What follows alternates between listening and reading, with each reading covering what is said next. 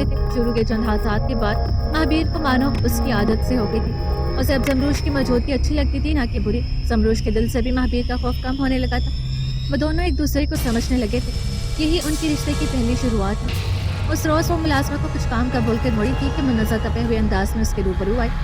खुद को हवेली की मालकिन समझने लगी हो। मुलाजमा को काम सिर्फ अम्मा बेगम बताती है, तुम अपने काम खुद करो।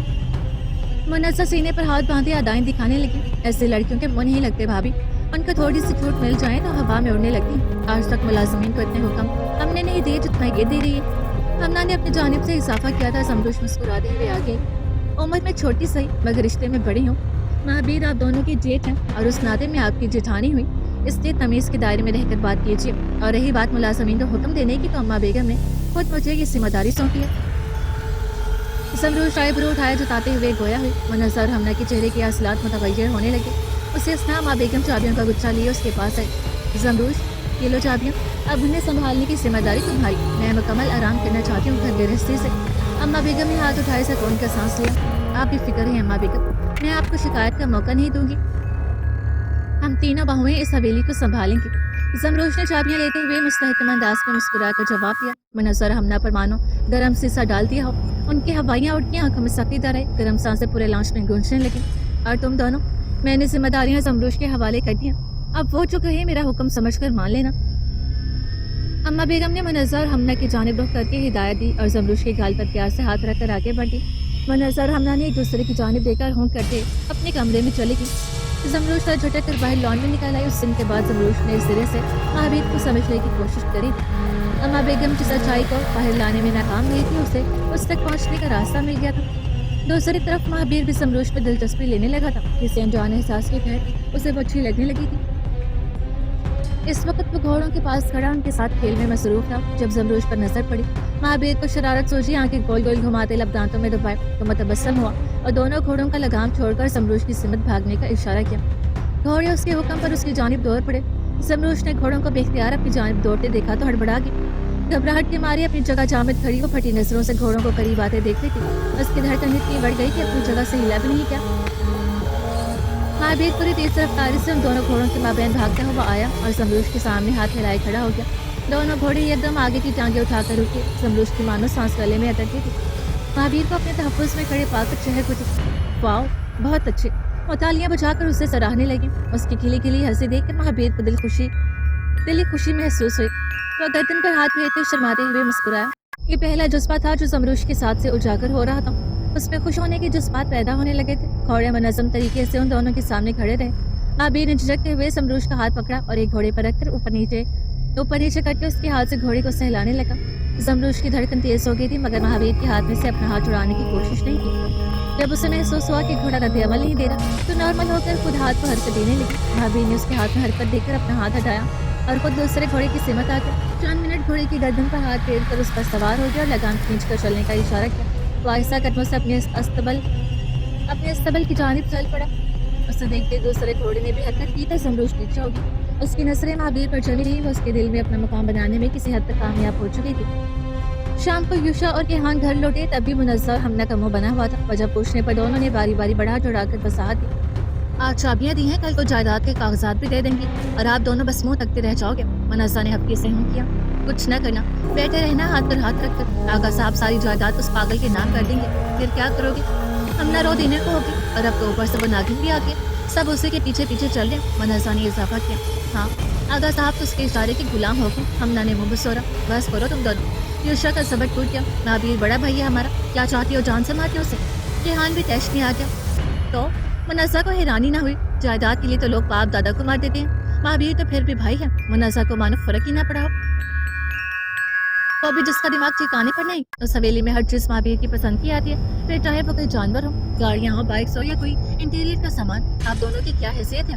हम ना बाकायदा खड़ी होगी, ऐसा नहीं है। आगा साहब के लिए हम तीनों भाई एक जैसे हैं। यूशा ने दिफा करना चाहा, पर लाडला तो वो पागल है। हमें अभी से अपने लिए स्टेप उठाना होगा यूशा, वरना हमारे बच्चों तक कुछ नहीं बचेगा। मुनज़्ज़र की आवाज़ तेज हो गई थी। यूशा और केहान ने एक दूसरे को देखा था। केहान मुंह बनाए कमरे से ही निकल गया। मुनज़्ज़र ने फिर जुबान खोलनी चाहिए, मगर यूशा ने उंगली उठाकर कसमनाक तासुरात बनाए पूरा। तब वो मुंह बसोटे हुए नाराज़गी जाहिर करते रुख फेर के हमना उन दोनों को तन्हा छोड़कर केहान के पीछे निकल गई थी। जमरूश को अब महावीर के बेडरूम में दाखिला मिल चुका था। वह उसके बेडरूम में सोफे पर सो जाया करती। महावीर के साथ सोने से वो खुद भी कदर झिझक रही थी। उस रात वो खुले पजामे और कुर्ते में मलबूस बालों को ऊपर बांधे कमरे में आई। महावीर ने दरवाजे के हाथ पर आंखें बंद करके बाजू रख दिया। दरअसल वो सोने की अदाकारी कर रहा था जबकि वो जाग रहा था। जमरूश अपना कंफर्टर लिए सोफे पर जाकर लेट। महावीर दिलो ना दिल तंकियों से उसे देख रहा था। जब जमरूश को आंखें मौंधे कुछ वक्त गुजरा तो वह बगैर आवाज के उठा और उसके सराहने खड़े हो गए। शहादत की उंगली से उसका बाजू थपथपाया। जमरूश नींद का नोदगी की हालत में बाजू पर कुछ महसूस करके चौंक कर उठ बैठी। बेड पर सो जाएं। महावीर पलकी चिपकाते हुए खनकारा। पक्का? जमरूश ने आईब्रो उठाकर पूछा। महावीर ने पूरा सर ऊपर नीचे करके इस बात में हिलाया। मारेंगे तो नहीं? दूसरा सवाल करते जमरूश सोफे पर से खड़ी हो गई थी। उसी अंदाज में सर को दाएं से बाएं नफी में जंबिश दिया। ठीक है, मगर पहले दोस्ती करनी होगी। जमरूश ने पुरजोश होते अपना हाथ आगे किया। दोस्त शोहर नहीं होता। अच्छी लड़कियां मर्दों से दोस्ती नहीं करती। नादानी में भी महावीर की कही बात बहुत गहरे मायने रखती थी। सही कहा, मगर शोहर अच्छा दोस्त तो बन सकते हैं। जमरूश ने फिर से हाथ को झटका देकर महावीर के सामने किया। महावीर ने उसके हाथ को देखा और फिर थाम कर मुसाफा करने लगा। उसके लम्स पर जमरूश के दिल में कुछ होने लगा था। दोस्ती का हाथ मिलाकर महावीर अपनी जगह की जानी बढ़ गया। दूसरी साइड पर आकर लेट। वाओ, कितना नरम है। बेड पर लेटी उसे लगा मानो बादलों पर लेट गई। कहीं ना कहीं दिल में अब भी महावीर के गुस्से का खौफ जरूर था। महावीर की उससे आनी पुष्टि। जमरूश ने सर उठाकर उसकी सिमत झांका तो वो आंखें मौन चुका था। उसने एहसास से वो एक कदम और महावीर के करीब हो गई थी। हर मर्ज अद प्यार और डॉक्टर के इलाज से ठीक नहीं होता। कुछ हमराज की दवा सिर्फ प्यार और अपनायत होती है। सुबह महावीर की आंख खुली तो उसका रुख जमरूश की सिमत था। तो लम्हे साकित लेटे वो उसके मासूम चेहरे को देख कर आ। ये कौन सी कशिश थी जो उसे उसके करीब ले आई थी, जो उसे उस पर गुस्सा नहीं करने दे रही थी। करवट पर होने से उसका चेहरा मुकम्मल तौर पर महावीर के करीब हो गया। उसकी सांस महावीर को अपने चेहरे पर महसूस हो रही थी, मगर महावीर जरा सा भी नहीं हिला। करवट पर होने से उसके बालों में से कुछ लटियां उसके चेहरे पर आके महावीर के तासुरात बदल गए। जमरूश के बाल उसकी दीदे महबूब में खलल डाल रहे थे, इसलिए महावीर ने हल्के हाथ से उसके बाल पीछे करना चाहे। जमरूश हमेशा से बेदार ख्वाब थी। चेहरे पर लम्स महसूस करके उसकी आंख खुल गई। महावीर ने चौंक कर हाथ पीछे किया। वहीं जमरूश भी कदरे कसमसाकर कर खिसकी। इतनी जल्दी उठ गए? उसने कमरे में नीम तारीकी देखकर सवाल किया। महावीर जब लेट कर लब खींच किया। क्या करते हैं इतनी सुबह सुबह? दूसरा सवाल तजस्सुस भरा था। तो वर्जिश? एक लफ्ज़ से जवाब देकर महावीर उठ गया और फ्रेश होने जाने लगा। मैं भी साथ चलूं? जमरूश दिलचस्पी से जगह पर उठ बैठी और बाल समेटने लगी। महावीर ने आईब्रो उठाकर शानियां उचकाया और वॉशरूम में चला गया। जमरूश जमाई रोक के उठी और शबे ख्वाबी की ड्रेस पर ही कंधे पर शॉल डाल ली। बहादुर खान फजर पढ़ के लॉन में निकल आया था। महावीर की वर्जिश के आलात पर नजर दौड़ाते बरामदे की जानिब देखा तो महावीर और जमरूश आते दिखाई दिए। जमरूश को देख बहादुर काका हैरान रह गए। सबसे पहले महावीर ने कंधे पर टाइमर बांधा और हाथों की मुट्ठी बनाकर जॉगिंग करने लगा। जमरूश उसकी पैरवी करते पीछे होली, मगर एक ही राउंड में थक कर स्विमिंग पूल के पास लॉन्ग चेयर पर ढह। मुझसे और नहीं होगा, आप करो वर्जिश, मैं यहाँ बैठ कर देखूंगी। उससे फूले सांस में कहा था। महावीर जो उसका घूंट देकर फिर से दौड़ पड़ा। उससे मानो कोई दिलचस्पी ही नहीं थी। उसके दूसरे राउंड लगाने तक जमरूश बैठे बैठे ही सो गई थी। महावीर ने उसे देखा और देखता ही रह गया। ताज़ा धूप की किरणों में उसका मासूम चेहरा कई सारे एहसास उजागर कर रहे थे। उस पर सुबह की सी कैफियत फिर से तारी हो गई थी। बहादुर खान जो उसके लिए तौलिया लिए खड़ा था महावीर को साकर देखकर हैरान हो गया। उससे महावीर की नजरों की सिमत देखा तो हैरत में मजीद इजाफा हुआ। अरे बेटी जी तो सो गई। मैं उठाकर अंदर भेजते था। उसने कुछ मिसाजी से कहते कदम उठाया था, मगर महावीर ने उसके आगे अपना बाजू फैला के रोक दिया। महावीर ने कंधे से बहादुर खान को घूरा, जिस पर वो सहनकर सर झुकाए पीछे हो गया। सर घुमाकर दोबारा जमरूश की जानिब देखते हुए महावीर की नजरों में से सख्ती बिल्कुल गायब हो गई थी। जो पहली मर्तबा मोहब्बत नामी एहसास से रोशनास हो रहा था। 1 घंटे बाद जब जमरूश जागी तो महावीर तलवार से प्रैक्टिस कर रहा था। उसके मजबूत जाने ठोस तासुरात और माहिर अंदाज में करतब करते देखकर वो मुतासिर हुए बगैर न रह सकी। कुछ देर उसी जगह साकित बैठे देखती रही। महावीर वक्फे से उसे देखता रहा था। इस दफा उसे उठा हुआ देखा तो रुक गया। बहुत जबरदस्त। मैं तो हैरान होकर देख रही थी, किसने सिखाया इतना अच्छा? जमरूश अनजान बनते रूबरू आ गई। तुम सो रही थी? महावीर नीले आसमान में देखकर बोला। जमरूश इतने अरसे में ये जान गई थी कि जब वो महसूस करता है तब कपाता या हथियाता नहीं है, ना ही गैर जरूरी हरकत करते हैं। और क्या सच था कि जमरूश के साथ महावीर महसूस करता था? क्या सच में? मासूमियत से पूछते एक कदम करीब आई और महावीर के कंधे पर सर टिकाए। उसकी नजरों की सिमत ने आसमान की जानिब देखा। उसकी गुर्बत में महावीर की धड़कन तेज होने लगी और बल्कि छपका के तलवार का हैंडल मरोड़ने लगा।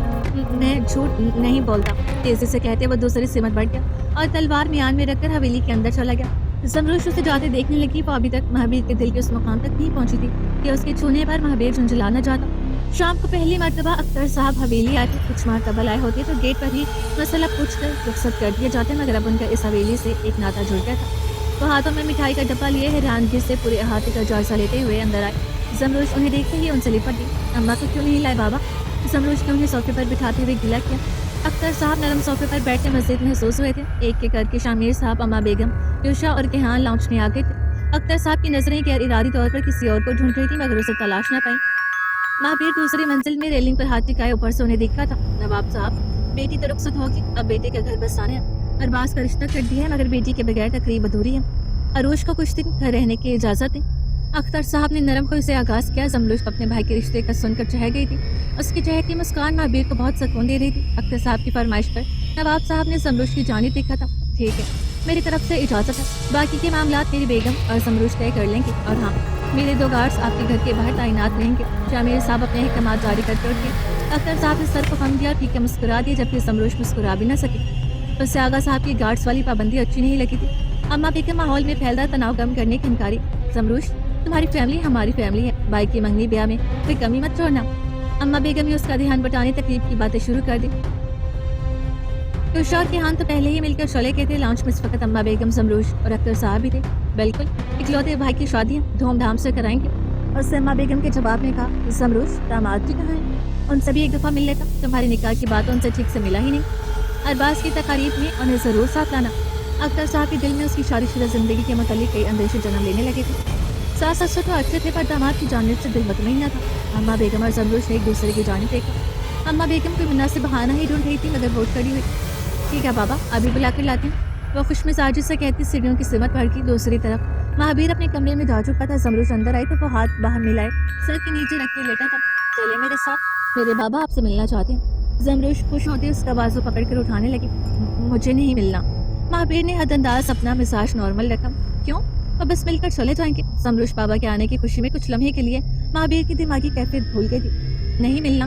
महावीर एकदम चिल्ला उठा और अपना बाजू खींच लिया। जमलुश सहम कर उछल पड़ी। धड़कन तेज हो गई थी, आंखों में नमी तैरने लगी। महावीर धार के उस पर झपट पड़ता है। इससे पहले वह कमरे से बाहर आके और सीने पर हाथ रखी तेज तेज सांस लेने लगी। उसे शादी की रात और अगले दिन हुए वाकयात याद आए थे। खुद को कंपोज करते सीढ़ियां उतर के नीचे आ गई। बाबा वो शॉवर ले रहे हैं, मैं भाई की शादी में लेकर आऊंगी ना, तब मिल लेना। जमलुश ने खुद को नॉर्मल करते हुए समझाया। बाबा उसके ससुराल के लिहाज करते जमलुश के सर पर हाथ फेर कर दुआएं देते चले गए। अम्मा बेगम जमलुश की भीगी पल के देख चुकी थी। उन्होंने आगे आकर उससे सवाल करना चाहा, मगर वो नजरें झुकाकर पलट गई और अपने वार्डरोब वाले कमरे में बंद हो गई। उस रात जमलुश वहीं रही। कहीं ना कहीं महावीर का डर फिर से उजागर हो गया था। वहीं महावीर को बैठकर दूसरा हिस्सा खाली देखकर अफसोस होने लगा, मगर वो जज्बात बयान करने की कुव्वत से कासिर था। उसमें अब तक खुलकर इजहार करने की सलाहियत नहीं आई थी, इसलिए अपना गुस्सा अपने अंदर दबाकर तक लेटा रहा। अगली सुबह जमलुश पूरे जोशो खरोश से अपने घर पहुंची। पहले अम्मा बाबा से मिली और फिर अरबाज से मिलकर मंगनी की मुबारकबाद पेश की। तेरा दामाद जिससे तो झगड़ा हुआ है, कल तेरे बाबा से भी नहीं मिले और अभी भी साथ नहीं आए। अम्मा फौरन से गिला कर बैठी। वो अम्मा के सवाल पर मुतसब्सब हो गई। ये एकदम दिल गिरफ्तार हो गया। नहीं ऐसी कोई बात है, दरअसल वो जरा शर्मीले मिजाज के, किसी से जल्दी घुलते मिलते नहीं। शादी के दिन आएंगे ना, उस दिन झूठ बोल कर मामला संभालने की कोशिश की। आखिरी फिक्रा कहते हुए वो खुद भी गमसदा हो गई थी। उससे खुद भी यकीन नहीं था कि महावीर आएगा या नहीं। सास ससुर से कैसे शर्माना।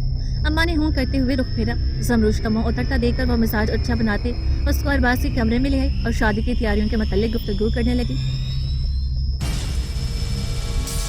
शादी के दिन तलुए आफ्ताब के साथ ही घर में जोशो खरोश शुरू हो गया। जमलुश हर रस्म में बढ़ चढ़कर हिस्सा ले रही थी। मोहल्ले की औरतें और उसकी सहेलियों से सराहे बगैर न रह सकी।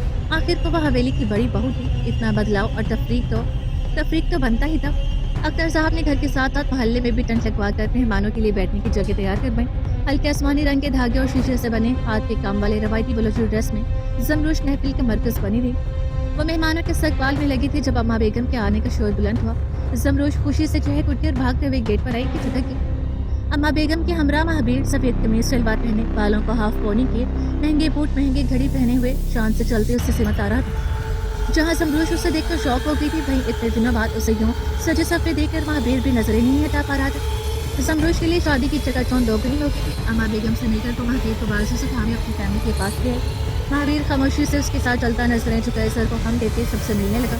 ये नया एहसास था जो वह तजुर्बा कर रहा था। इससे पहले वो कभी इतने लोगों से क्यों नहीं मिला था। अपना ऑटिज्म काबू रखने, तो ज़मरूश का आंचल पकड़े में रोड पर हम लगा ज़मरूश के वालिदैन की और उसकी जानी मोहब्बत और खुश अखलाकी उसके अंदर के खौफ को कम करने में कारआमद रही। इसलिए वो उसकी दिमागी कैफियत समझ ना सके। बहुत खुशी हुई आप आए, बहुत अच्छा लगा, थैंक यू महाबीर।